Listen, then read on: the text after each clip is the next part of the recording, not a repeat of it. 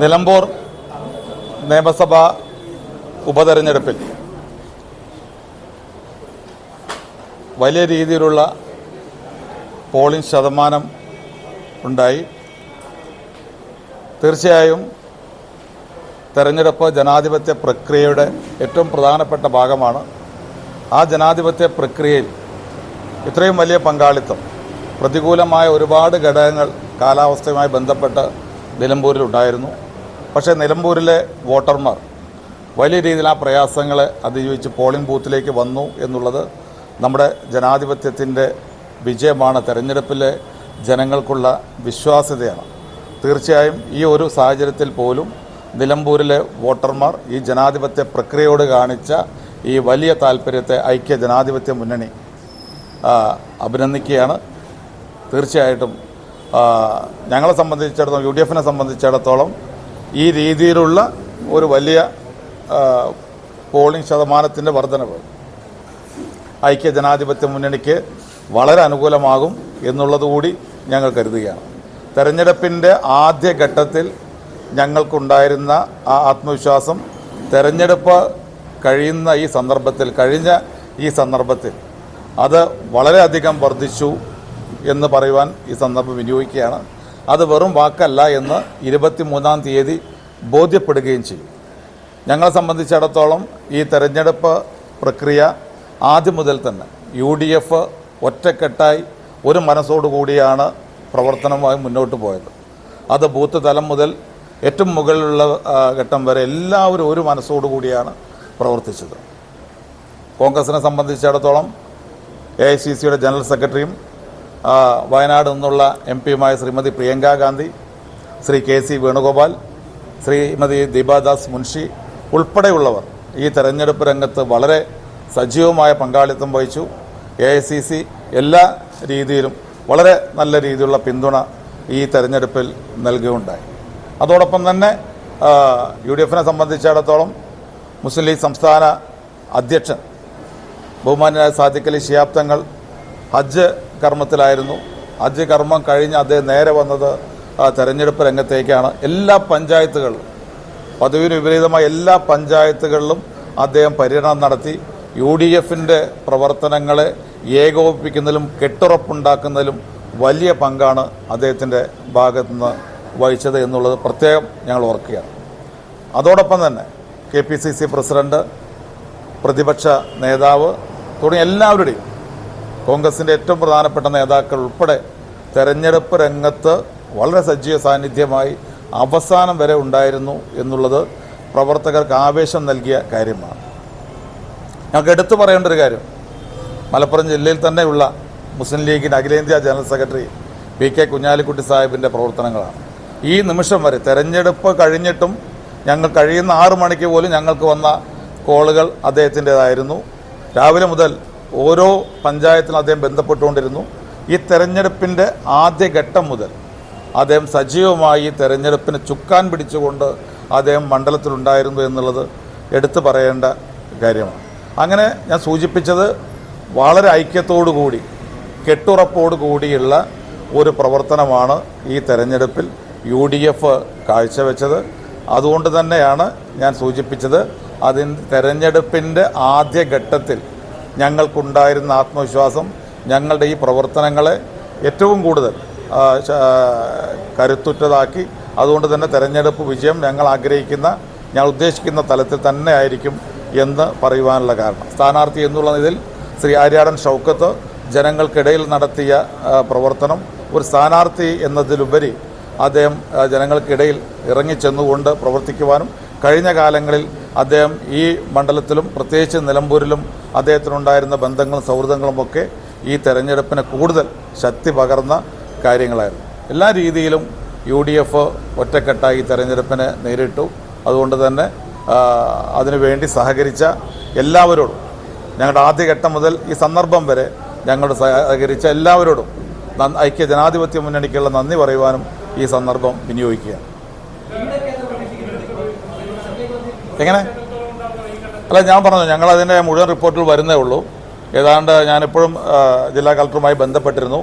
അതിന് മുഴുവൻ കണക്കുകളായി വരുന്നുള്ളൂ. ചില ബൂത്തുകളുടെ കണക്കുകൾ കൂടി കിട്ടാനുണ്ട്. അത് മുഴുവൻ കിട്ടിക്കഴിഞ്ഞാൽ ഞങ്ങൾ അതുമായി പരിശോധിച്ചതിന് ശേഷം അതുപോലെ തന്നെ ഞങ്ങളുടെ ബൂത്തുകളിൽ നിന്നുള്ള UDFൻ്റെ ബൂത്തുകളിൽ നിന്ന് കണക്കുകൾ വരുന്നേ ഉള്ളൂ. അത് കഴിഞ്ഞതിന് ശേഷം ഞങ്ങൾക്ക് അത് പറയാൻ കഴിയും. വളരെ കൺവിൻസിംഗ് ആയിട്ടുള്ള കംഫർട്ടബിൾ ആയിട്ടുള്ള ഒരു മെജോറിറ്റി ഞങ്ങൾക്ക് ഉണ്ടാവും എന്നുള്ള കാര്യത്തിൽ സംശയമില്ല.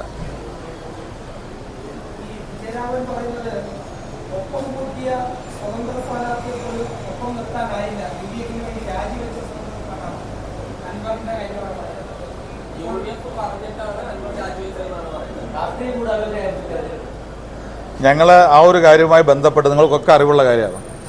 PV അൻവറുമായി ബന്ധപ്പെട്ട കാര്യങ്ങളിൽ ഞങ്ങൾ ഇത്തരം കാര്യങ്ങളൊന്നും ചർച്ചയ്ക്ക് വന്നിട്ട് ഈ തെരഞ്ഞെടുപ്പ് സമയത്ത് ഞങ്ങൾ അത്തരം കാര്യങ്ങളൊന്നും ചർച്ച ചെയ്തിട്ടില്ല. തെരഞ്ഞെടുപ്പ് കഴിഞ്ഞു എങ്കിലും ഞങ്ങൾ അതേ നിലപാടിൽ തന്നെ തുടരുകയാണ്. അല്ല, ഞങ്ങൾക്ക് പറയാം, തെരഞ്ഞെടുപ്പ് 23 കഴിയട്ടെ, 23 കഴിയട്ടെ. 23 വിജയരാഘവൻ ഉൾപ്പെടെയുള്ള പിണറായി വിജയൻ ഉൾപ്പെടെയുള്ളവർക്കുള്ള മറുപടിയാകും 23-ാം തീയതിയിലെ നിയമസഭാ ഉപതെരഞ്ഞെടുപ്പ് ഫലം എന്നുള്ള കാര്യത്തിൽ യാതൊരു സംശയവുമില്ല. അതുകൊണ്ട് ഓരോരുത്തർക്കായിട്ട് പ്രത്യേകം മറുപടി വേണ്ടല്ലോ. PV അൻവറുമായി ബന്ധപ്പെട്ട കാര്യം തെരഞ്ഞെടുപ്പിൻ്റെ ഒരു ഘട്ടത്തിലും ഞങ്ങൾ പറഞ്ഞിട്ടില്ല, ഇന്നും ഞങ്ങൾ അതിനെക്കുറിച്ച് പറയുന്നില്ല. പക്ഷേ ഞങ്ങൾ 23-ാം തീയതി കഴിഞ്ഞിട്ട് നമുക്ക് അത്തരം കാര്യങ്ങളെക്കുറിച്ച് വിശദമായിട്ട് സംസാരിക്കാം. ഞാൻ പറഞ്ഞല്ലോ, അതിൻ്റെ കണക്കുകൾ ഞങ്ങൾക്ക് വരുന്നേ ഉള്ളൂ. പക്ഷേ ഒരു കാര്യം ഉറപ്പാണ്, ഞങ്ങളുടെ അവസാന കണക്കുകൂട്ടൽ വരുമ്പോൾ ഞങ്ങൾ മുഴുവൻ പഞ്ചായത്തുകളിലും ഞങ്ങൾക്ക് ലീഡ് ചെയ്യാവുന്ന സാഹചര്യമാണ് ഇപ്പോഴുള്ളത്. ഞങ്ങൾ അതാണ് പ്രതീക്ഷിക്കുന്നത്.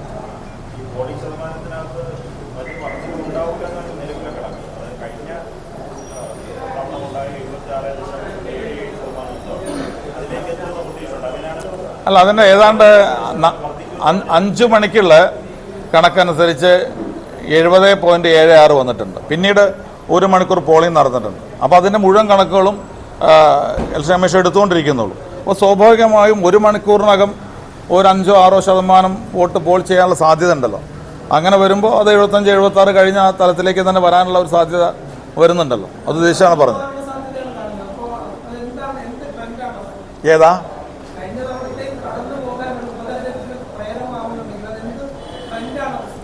ഞങ്ങൾ ആദ്യം ഇവിടെ ട്രെൻഡ് പറഞ്ഞിട്ടുണ്ടല്ലോ. ഈ ഗവൺമെൻറ്റിനെതിരായിട്ടുള്ള ഒരു ട്രെൻഡ് ഇവിടെ ഉണ്ട്. അത് UDF പ്രവർത്തകർക്ക് മാത്രമല്ല, LDFനകത്തുള്ളവർക്കും അതുണ്ട്.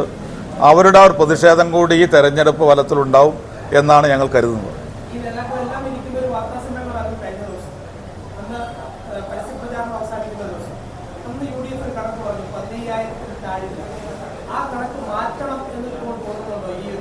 അല്ല, 15,000-ൽ താഴില്ല എന്നിടത്ത് ഞങ്ങൾ ഉറച്ചു നിൽക്കുന്നു. അതിന് മുകളിലേക്ക് എത്രയാണ് എന്നുള്ളതിനെ കുറിച്ചാണ് ഞങ്ങൾ കണക്കെടുക്കേണ്ടതുള്ളൂ.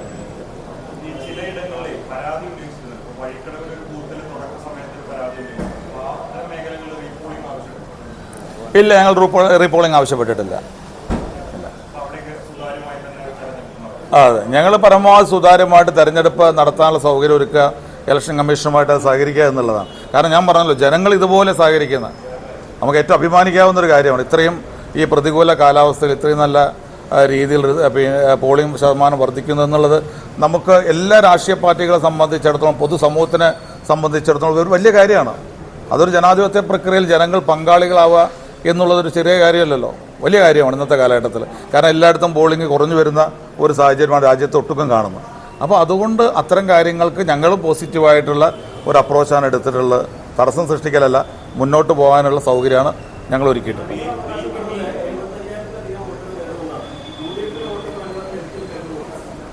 നമുക്കത് ഇനിയിപ്പോൾ ഏതായാലും പെട്ടിയിലായല്ലോ. 23-ാം തീയതി വരെ വെയിറ്റ് ചെയ്യേണ്ട കാര്യമുള്ളൂ. ഞാൻ പറഞ്ഞു അതിനകത്ത് അൻവറുമായി ബന്ധപ്പെട്ട കാര്യങ്ങൾ 23-ാം തീയതിക്ക് ശേഷം നമുക്ക് പറയാം. അതിനകത്ത് അതുവരെ ആർക്കെന്ത് വേണമെങ്കിലും പറയാമല്ലോ.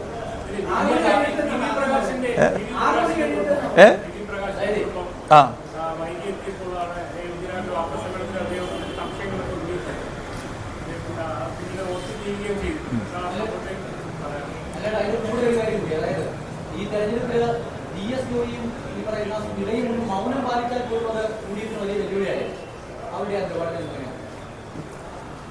കോൺഗ്രസും UDFും ഉള്ള തെരഞ്ഞെടുപ്പാണത്. ഒരു കോൺഗ്രസ്സുകാരനും ഒരു UDFകാരനും ഇത്രയും വലിയൊരു പോരാട്ടത്തിൽ, അത് പിണറായി വിജയൻ ഗവൺമെൻറ്റിനെതിരെയുള്ള ഒരു വലിയ പോരാട്ടത്തിൽ മാറിക്കാൻ കഴിയില്ല. VS ജോയി തെരഞ്ഞെടുപ്പിൻ്റെ ആദ്യ ഘട്ടം മുതൽ തെരഞ്ഞെടുപ്പ് പ്രഖ്യാപിക്കുന്നതിന് മുമ്പ് ഞങ്ങൾ ഒരുക്കം തുടങ്ങിയതാണ്. അന്ന് ഞങ്ങളുടെ UDFിൻ്റെ ലീഡേഴ്സാണ് VS ജോയി, അതുപോലെ തന്നെ ഇസ്മായിൽ മൂത്തേട് ഉൾപ്പെടെയുള്ള ആളുകൾ, ഷൗക്കത്ത് ഉൾപ്പെടെയുള്ളവരെ ഒരുമിച്ചാണ് ഇവിടെ കമ്മിറ്റികൾ കൂടിയത്. തെരഞ്ഞെടുപ്പ് പ്രഖ്യാപനം വന്നതിന് ശേഷം ഒരുമിച്ചാണ്, സ്ഥാനാർത്ഥിയെ പ്രഖ്യാപിച്ചതിന് ശേഷം ഒരുമിച്ചാണ്, അവസാനം വരെ ഒരുമിച്ചാണ്. നിങ്ങൾ കുറേ മാധ്യമങ്ങൾ പറഞ്ഞിരുന്നു ഇവിടെ സ്ഥാനാർത്ഥിയെ പ്രഖ്യാപിച്ചു കഴിഞ്ഞാൽ UDFിൽ പൊട്ടിത്തെറി ഉണ്ടാകുന്നു. ഒരു പൊട്ടിത്തെറി ഉണ്ടായില്ലോ. ഏറ്റവും നല്ല രീതിയിൽ സ്ഥാനാർത്ഥി നിർണയം കഴിഞ്ഞു. സ്ഥാനാർത്ഥിയെ വിജയിപ്പിക്കുന്നതിന് എല്ലാവരും ഒരു മനസ്സോടുകൂടി നിന്നു. അത് 23-ാം തീയതി അതിൻ്റെ റിസൾട്ടും ഉണ്ടാവും.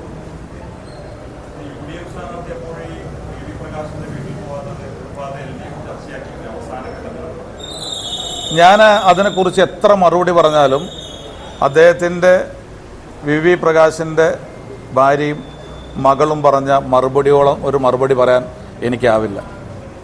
അതിനപ്പുറത്ത് വേറെ മറുപടിയില്ല. ഇന്ന് തന്നെയാണല്ലോ 3:30 പറഞ്ഞത്. VV പ്രകാശ് ഞങ്ങളുടെ ഒക്കെ സഹപ്രവർത്തകനായിരുന്നു. KSUവിൽ യൂത്ത് കോൺഗ്രസ്സിലൊക്കെ ഒരുമിച്ച് പ്രവർത്തിച്ച് പിന്നെ DCC പ്രസിഡൻ്റായ ആൾ, കഴിഞ്ഞ നിയമസഭാ തെരഞ്ഞെടുപ്പിൽ മത്സരിച്ച വ്യക്തിയാണ്. അകാലത്തിലാണ്, അപ്രതീക്ഷിതമായിട്ടാണ്, ഞങ്ങൾക്കൊക്കെ ഇപ്പോഴും അതിന് മനസ്സിൽ വേദന ഉണ്ടാക്കുന്നൊരു കാര്യമാണ് അദ്ദേഹം വിട്ടുപോയത്. പക്ഷേ ആ കുടുംബം VV പ്രകാശ് ഉയർത്തിപ്പിടിച്ച പാർട്ടിയോടുള്ള സ്നേഹം, ഒരു വിട്ടുവീഴ്ചയുമില്ലാത്ത ഒരു സമീപനമാണ് എന്നും പാർട്ടിയുടെ കാര്യത്തിൽ VV പ്രകാശിനുണ്ടായിരുന്നു. അത്രയും നല്ലൊരു പാർട്ടി പ്രവർത്തനമായിരുന്നു അദ്ദേഹം. ആ ഒരു VV പ്രകാശിൻ്റെ പാർട്ടിയോടുള്ള കമ്മിറ്റ്മെൻറ്റ് അത് ആ കുടുംബത്തിന് ഇപ്പോഴും ഉണ്ട് എന്ന് ആ കുടുംബം തെളിയിച്ചിരിക്കുകയാണ്. പാർട്ടിക്ക് ഞാൻ പറയട്ടെ, KPCCക്ക് പ്രത്യേകം അവരുടെ കടപ്പാടുണ്ട് എന്ന് പറയുന്ന സന്ദർഭം ഞാൻ വിനിയോഗിക്കുകയാണ്. നിങ്ങൾ പറഞ്ഞല്ലോ, ഒരു വാക്കുകൊണ്ടോ നോട്ടം കൊണ്ടോ പ്രവൃത്തി കൊണ്ടോ ഒന്നും ഉണ്ടാക്കിയില്ല എന്ന് മാത്രമല്ല, കോൺഗ്രസിനെയും UDFിനെയും ശക്തിപ്പെടുത്തുന്ന വാക്കുകളായിരുന്നു അവരുടേത്. 2 പ്രാവശ്യമാണ് അവർ മാധ്യമങ്ങളെ കണ്ടതായിട്ട് ഞാൻ ഓർക്കുന്നത്. ആ 2 പ്രാവശ്യം പാർട്ടിയോടുള്ള അവരുടെ ഒരു ആത്മാർത്ഥതയും താല്പര്യവും അവർ പ്രകടിപ്പിക്കുകയും ചെയ്തു. അവരുടെ ആ ഒരു കാര്യത്തിൽ മറ്റൊരു മറുപടിയും അതിനകത്ത് ആവശ്യമില്ല.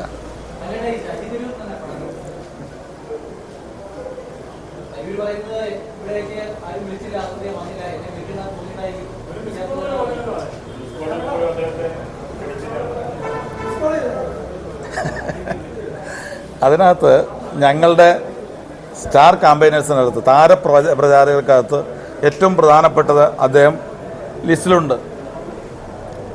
അദ്ദേഹം ഈ തെരഞ്ഞെടുപ്പിൽ വരിക എന്ന് പറഞ്ഞു കഴിഞ്ഞാൽ ഞങ്ങളെ സംബന്ധിച്ചിടത്തോളം ഏറ്റവും ആവേശം നൽകുന്ന കാര്യമാണ്. ഒരിക്കലും ഒരാളെ കോൺഗ്രസിനകത്തോ മുസ്ലിം ലീഗിനകത്തോ അല്ലെങ്കിൽ UDFിനകത്തോ ഒരു നേതാക്കളെയും ബോധപൂർവം മാറ്റി നിർത്താനുള്ള ഒരു ശ്രമവും ഉണ്ടായിട്ടില്ല. അത്രയും ഞാൻ ഇപ്പോൾ അതിനെക്കുറിച്ച് പറയുന്നു. ഞാൻ പറഞ്ഞല്ലോ, അതിനകത്ത് ഞങ്ങൾ അദ്ദേഹം വരുന്നതിൽ ഏറ്റവും കൂടുതൽ സന്തോഷമുള്ള ആളുകളാണ്. അത്ര അതിനെക്കുറിച്ച് ഇപ്പോൾ പറയുന്നുള്ളൂ. അല്ല, അതിനകത്ത് പല കാര്യങ്ങളുണ്ട്. പല നേതാക്കളും വരുമ്പോൾ ഞങ്ങളതിനകത്ത് വരുമ്പോൾ ഞങ്ങൾ അറിയിക്കും, തെരഞ്ഞെടുപ്പ് കമ്മിറ്റി അറിയിക്കും, ലീഡേഴ്സ് വരുമ്പോൾ അവർക്കുള്ള പാർട്ടി മീറ്റിങ്ങുകളോ കുടുംബയോഗങ്ങളോ പബ്ലിക് മീറ്റിങ്ങോ അതുമായി ബന്ധപ്പെട്ട എന്താണോ എന്നുള്ളത് പ്രോഗ്രാം ചെയ്യുന്നത് ഇവിടെ തെരഞ്ഞെടുപ്പ് കമ്മിറ്റിയാണ്. ആ പ്രോഗ്രാം ചെയ്ത് അവരറിയിക്കും, ഇത്ര പ്രോഗ്രാമിൽ നിങ്ങൾ അറ്റൻഡ് ചെയ്യണം, ഇത്ര പ്രോഗ്രാം നിങ്ങൾക്കുണ്ട്, എത്ര ദിവസമാണോ നിങ്ങൾ ചിലവഴിക്കുന്നത് അത്രയും ദിവസം പ്രോഗ്രാം കൊടുക്കും. അങ്ങനെയാണ് അതിൻ്റെ ഒരു നടപടിക്രമം.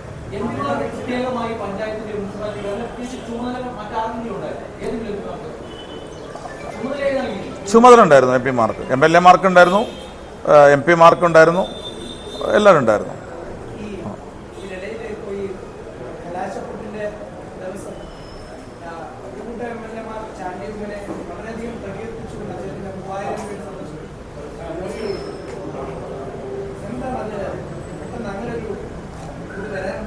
അല്ല, എന്താ അതിന് തർക്കം വല്ലതും ഉണ്ടോ? ചാണ്ടി ഉമ്മൻ ഒരു പഞ്ചായത്തിൽ, എടക്കര പഞ്ചായത്തിൽ അദ്ദേഹത്തിന് ചുമതല അവിടെയായിരുന്നു. എടക്കര പഞ്ചായത്തിൽ മാത്രം കേന്ദ്രീകരിച്ച് പ്രവർത്തനം കൊടുത്തു. അദ്ദേഹത്തിൻ്റെ പ്രവർത്തന ശൈലിയിൽ അദ്ദേഹം ഏതാണ്ട് 3000-ഓളം വീടുകൾ കയറി എന്ന് പറഞ്ഞു കഴിഞ്ഞാൽ അത് എല്ലാവർക്കും ഒരു മാതൃകയാണ്. അപ്പോൾ അദ്ദേഹത്തിന് അഭിനന്ദിക്കൽ എന്താ തെറ്റുള്ളത്? ഒരു തെറ്റുമില്ല. എല്ലാവരും അഭിനന്ദിച്ചിട്ടുണ്ട്. അങ്ങനെ സെലക്ട് ചെയ്ത് പറഞ്ഞു കഴിഞ്ഞാൽ എങ്ങനെ ഇനി മൊത്തം ലിസ്റ്റ് എടുത്തിട്ട് പറയണോ? അവരഭിനന്ദിച്ച് പാർട്ടിയുടെ ഭാഗമാണ്, കോൺഗ്രസിൻ്റെ ഭാഗമായിട്ടുള്ളവരാണ് അഭിനന്ദിച്ച്, UDFിൻ്റെ ഭാഗമായിട്ടുള്ളവരാണ് അഭിനന്ദിച്ചിട്ടുള്ളത്. അതിനകത്തൊന്നും മറ്റൊന്നുമില്ല. കാരണം 3000 വീട് അദ്ദേഹത്തിൻ്റെ മണ്ഡലത്തിലല്ല, മറ്റൊരു മണ്ഡലത്തിൽ തെരഞ്ഞെടുപ്പ് പ്രചരണത്തിന് പോയിട്ട് 3000 വീടുകൾ കയറി ആ സ്ഥാനാർത്ഥിക്ക് വേണ്ടി പ്രവർത്തിക്കുന്നു എന്നുള്ളത് ഒരു വലിയ കാര്യമാണ്. അദ്ദേഹം മാത്രമേ അത് ചെയ്തുള്ളൂ. എല്ലാവരും പ്രവർത്തിച്ചിട്ടുണ്ട് ഓരോ ശൈലിയിൽ. പക്ഷേ അദ്ദേഹം തിരഞ്ഞെടുത്ത ശൈലി ഈ രീതിയിലായിരുന്നു. അപ്പോൾ അതിൻ്റെ ഒരു വ്യത്യസ്തത ഉള്ളതുകൊണ്ട് ഒരു അഭിനന്ദനം കൊടുക്കുന്നതിൽ എന്താ തെറ്റുള്ളത്?